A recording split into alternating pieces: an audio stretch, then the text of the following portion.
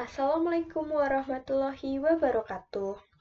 Perkenalkan, kami adalah peserta Telkom Digital Incubator 2020, khususnya skill Android Developer. Akan menyampaikan proyek besar kami yaitu Bloody App. Untuk penjelasannya diawali oleh saya, Rezi Iwardenisa Putri dari kelas AD01, nomor induk peserta 020. Lanjut saja, apa itu Bloody App? Bloody berasal dari kata blood dalam bahasa Inggris yang memiliki arti darah, yaitu sebagai objek utama pada proyek ini. App atau singkatan dari application yang merupakan bahasa Inggris pula dan memiliki arti aplikasi. Maka dapat disimpulkan, Bloody App adalah sebuah aplikasi yang berkaitan dengan darah sebagai objek yang paling penting. Latar belakang dari berbagai permasalahan yaitu pertama, betapa pentingnya darah. Kedua, kurangnya informasi tentang donor. Ketiga, jarak lokasi donor yang jauh. Keempat, kesulitan mencari darah karena persediaannya yang kosong. Ada contoh kasus pertama yaitu pihak instansi donor darah yang masih mengirimkan informasi melalui via SMS dan masih menggunakan nomor pribadi bukan nomor resmi instansi yang dapat berdampak dugaan penipuan. Contoh kasus kedua yaitu masih banyaknya orang yang membutuhkan darah dan mencari pendonor darah melalui media sosial yang harusnya dapat tersampaikan oleh pendonor darah agar dapat ikut membantu. Selanjutnya, contoh kasus yang terakhir yaitu histori donor darah para pendonor yang masih manual menggunakan kertas dengan resiko human error yang tinggi walaupun sudah terdapat kartu donor dari pihak instansi. Tujuannya, yang pertama pada Bloody ini yaitu menciptakan sebuah aplikasi yang berkaitan donor darah. Sehingga aplikasi ini dapat memberikan informasi tempat donor darah yang terdekat, lalu melihat permintaan darah, dan membuat permintaan darah. Manfaatnya, yang pertama dapat membantu pasien yang membutuhkan darah dengan cepat. Kedua, dapat memudahkan pendonor untuk mencari tempat donor terdekat. Ketiga, dapat mengurangi biaya broadcast melalui SMS. Dan yang terakhir, dapat menghasilkan poin setelah melakukan donor yang akan diakumulasi menjadi voucher belanja. Pembahasannya, pada perancangan aplikasi ini, target penggunanya adalah pendonor darah dan bagi yang membutuhkan darah. Untuk penampilan perancangan aplikasi dapat ditunjukkan menggunakan Figma. Berikutnya, saya akan menampilkan rancangan atau gambaran aplikasi Bloody App menggunakan Figma. Di sini sudah ada berbagai halaman, namun saya akan presentasikan menggunakan prototype. Nah, pada Bloody App ini, yang pertama adalah halaman splash screen yang berupa logo Bloody App. Lalu menuju ke halaman welcome yang terdiri dari dua button, login dan register. Pada register ini apabila pengguna belum memiliki akun, dan pada button login apabila sudah memiliki akun. Kita awali dengan register terlebih dahulu. Di sini pengguna dapat mengisi data yang sesuai untuk dapat mendaftarkan diri dan klik daftar. Nah, setelah melakukan daftar akan menuju halaman login. Di sini pengguna mengisikan email dan password yang sesuai dari pengguna melakukan registrasi tadi. Setelah melakukan pengisian email dan password, pengguna dapat langsung login. Setelah login akan ke halaman home. Nah, pada halaman home ini pengguna dapat melihat profile. Data profile di sini berasal dari data pengguna mengisikan data pada registrasi. Ada tambahannya yaitu nomor registrasi, jadi nanti ada nomor uniknya. Pengguna juga masih bisa mengedit datanya kecuali nomor registrasi. Saat klik edit ini, pengguna akan ke halaman edit profile. Setelah melakukan edit, dapat melakukan simpan dan menuju kembali ke halaman profil saya. Nah, pada profil saya ini dapat melakukan logout, yaitu keluar dari akun Bluedy ini, dan akan dikirim menuju halaman welcome. Dan untuk kembali, pengguna dapat klik login dan isi email password dan kembali ke halaman home lagi. Lalu apabila pendonor ingin melihat lokasi donor, bisa klik menu lokasi donor. Di sini disediakan sebuah maps, petunjuk untuk letak donor darah berada. Nanti pihak admin akan mengabari untuk update-nya ada di mana saja lokasi donor pada hari ini. Lalu di tabel ini terdapat informasi, ada nama lokasinya, alamat, tanggal, dan jamnya agar tidak miscommunication. Pendonor bisa dapat langsung menuju ke tempat donor, dan apabila sudah memenuhi syarat donor, pendonor dapat melakukan klik donor sekarang yang menghasilkan barcode untuk diberikan atau ditunjukkan kepada petugas donor. Apabila sudah melakukan donor darah dengan berhasil, tentunya akan menjadi riwayat donor yang akan ditampilkan pada menu history ini.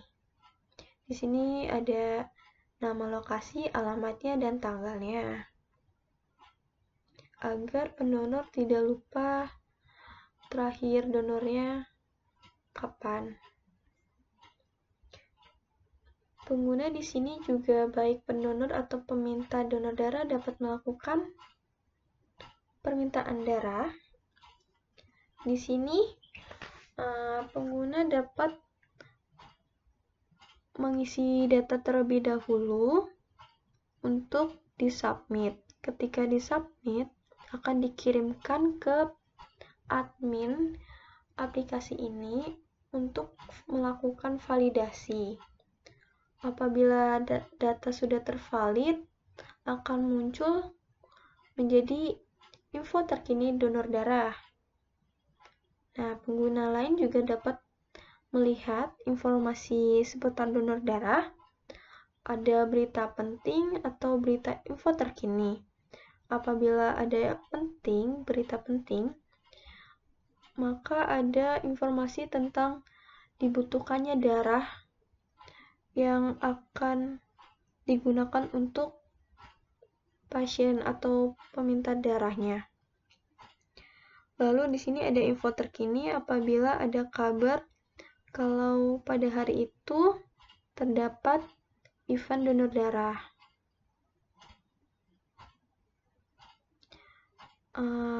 Tampilan ini hanya dari admin yang bisa memberikan informasinya. Lalu ada poin saya. Poin saya ini tuh poin hasil dari pendonor melakukan donor darah.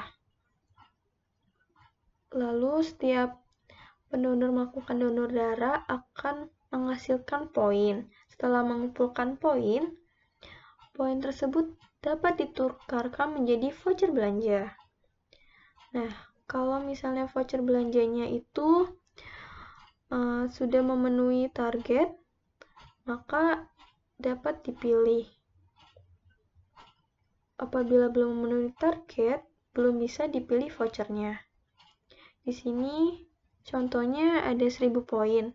Yang cocok dengan 1000 poin hanya voucher potongan belanja senilai 10.000, maka dapat ditukarkan. Setelah klik tukar, maka pengguna dapat menginformasikan untuk mau menukarnya atau tidak. Kalau tidak, klik tutup.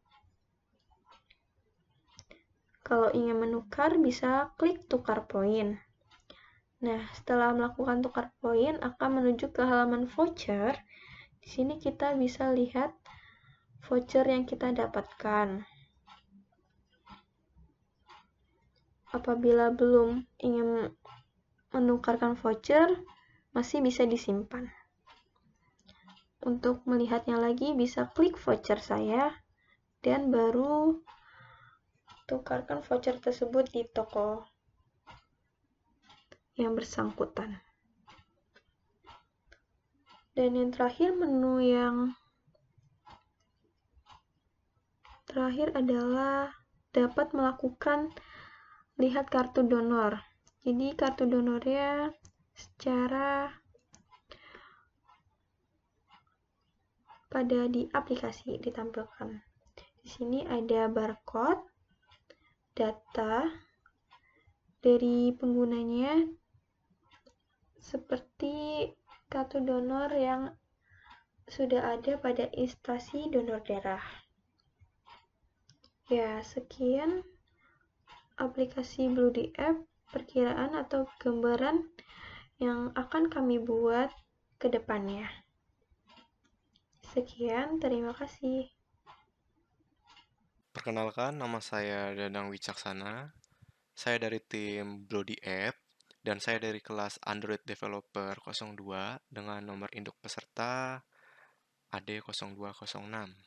Jadi job desk saya di aplikasi Bloody App ini sebagai slicing atau pembuat tampilan aplikasi Bloody.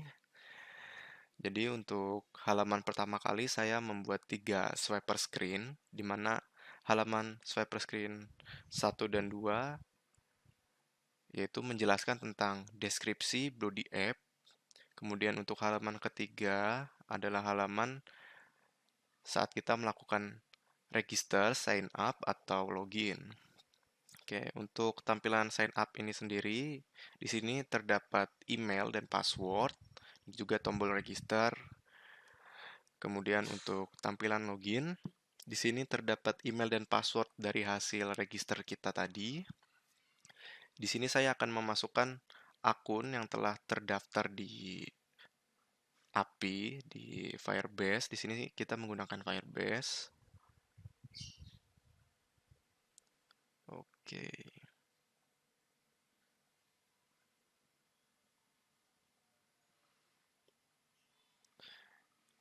Ya. Jadi di halaman home atau halaman dashboard ini terdapat 5 button atau 5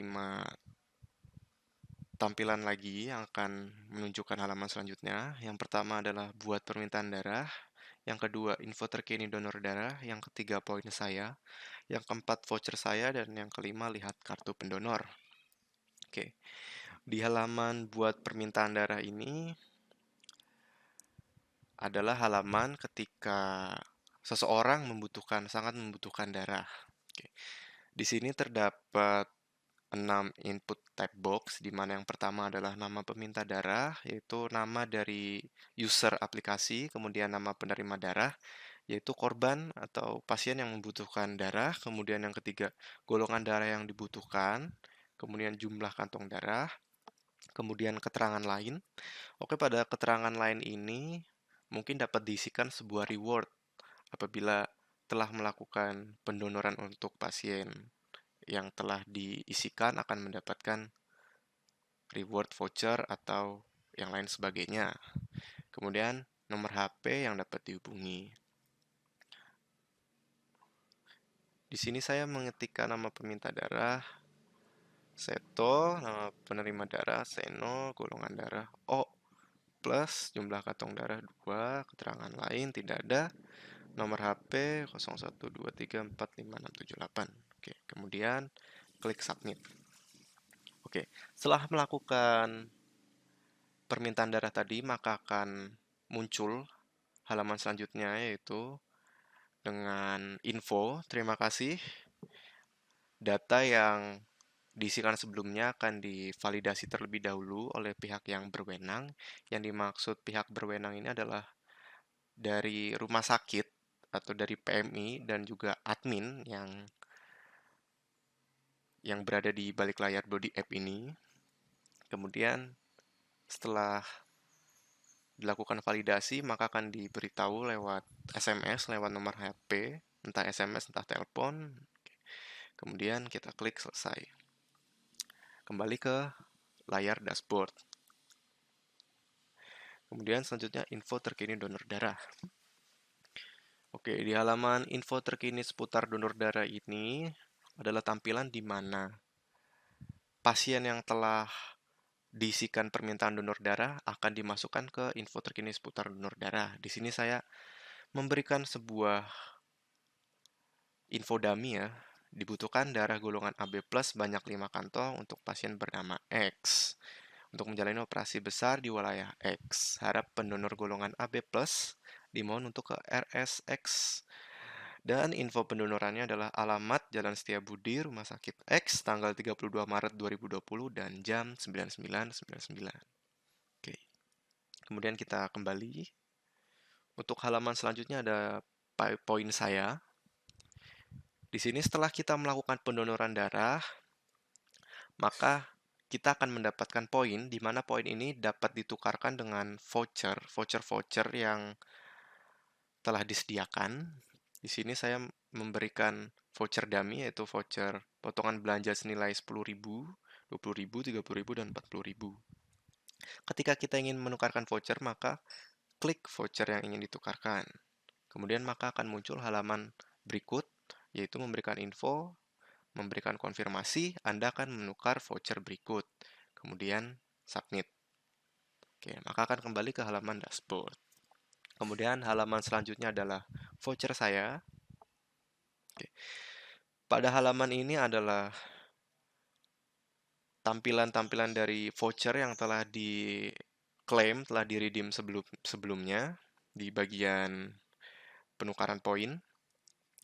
Di sini saya memberikan voucher dummy ya, di mana voucher ini adalah voucher belanja Lajadut dengan informasi tukarkan voucher belanja Lajadut sebesar 10.000 dengan syarat pembelian sebesar 2 juta dan kode vouchernya ABCD sampai N. Batas penukaran vouchernya 29 Februari 2021. Oke, kemudian kembali. Kemudian halaman selanjutnya adalah lihat kartu pendonor. Oke. Untuk pengguna aplikasi ini, semua user akan mendapatkan sebuah kartu donor digital, di mana kartu ini tujuannya adalah untuk mempercantik tampilan dari profilnya. Di sini terdapat nomor ID, barcode, nama, tempat tanggal lahir, alamat, wilayah, nomor telepon, jenis kelamin, dan jenis golongan darah dan resus dari sang user. Kemudian kembali. Oke, di halaman selanjutnya adalah ke navigasi bottom bar ke halaman history. Oke, di halaman history ini adalah pasien setelah melakukan donor darah, maka akan langsung terrecord ke halaman history pendonoran darah ini. Di sini saya memberikan info, nama lokasi pendonoran darah yaitu IT Telkom Purwokerto, kemudian alamatnya Jalan DI Panjaitan nomor 128, kemudian tanggalnya 30 Februari 2020 dan jamnya 99.99. Oke. Kemudian ke navigasi selanjutnya yaitu donor sekarang. Bagi para pengguna atau user pada Bloody App ini mempunyai barcode-nya masing-masing ya, di mana barcode ini akan ditunjukkan untuk melakukan scanning setelah melakukan pendonoran darah. Barcode ini akan mempercepat validasi data atau record data. Oke, setelah admin melakukan scanning, maka data dari sang pasien akan otomatis terrecord ke dalam database. Oke. Halaman selanjutnya adalah lokasi donor. Pada halaman lokasi donor ini saya membuat dua tampilan yang berbeda, di mana tampilan yang pertama adalah lokasi donor darah, di mana tampilan ini akan menunjukkan map atau alamat mana saja yang membutuhkan donor darah. Kemudian tampilan yang kedua adalah data lokasi donor darah. Di sini menunjukkan detail dari alamat atau rumah sakit yang membutuhkan donor darah. Oke, untuk halaman selanjutnya yaitu ada profil. Oke, di halaman profil ini adalah tampilan mengenai info terkait user, di mana di sini saya memberikan dua button. Yang pertama button logout dan yang kedua button edit profil. Oke. Di halaman edit profil ini adalah di mana user apabila melakukan kesalahan dalam memberikan profil, maka dapat mengeditnya kembali. Oke. Kemudian apabila sudah melakukan pengeditan profil, lalu mengklik tombol submit. Oke. Setelah itu akan kembali. Dan apabila user ingin melakukan logout atau penggantian akun, maka langkah selanjutnya adalah mengklik tombol logout. Oke. Kemudian user akan otomatis kembali ke halaman awal, yaitu halaman swiper screen tadi. Ya, seperti ini. Oke. Jadi sekian dari penjelasan progres slicing dari saya. Terima kasih telah mendengarkan.